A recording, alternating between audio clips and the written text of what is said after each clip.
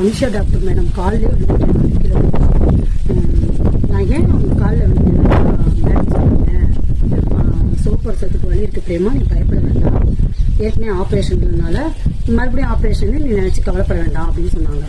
நான் ரொம்ப கவலைப்படுறதே சோப்பரசம் ஆகிறதுக்கு தான் பயப்படுறதே. நான் வேணாம் மேடம், எனக்கு நீங்க ஆப்ரேஷன் தான் பண்ணி ஆகணும்னு சொல்லிட்டு காலில் விழுந்து அவங்க காலிலே விழுந்து அழுதுட்டேன்.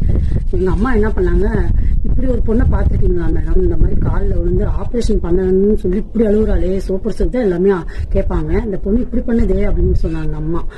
உடனே டாக்டர் சொன்னாங்க, இல்ல பிரேமா பயப்படுறா, சரி பாத்துக்கலாம், அந்த டைம்ல முதல் மாசம் நீங்க வாங்க பாத்துக்கலாம் அப்படின்னு சொல்லி மேடம் டாக்டர் வந்து அனுஷா மேடம் ஆறுதல் சொல்லி அனுப்புனாங்க. அப்புறம் வீட்டுக்கு வந்துட்டோங்க.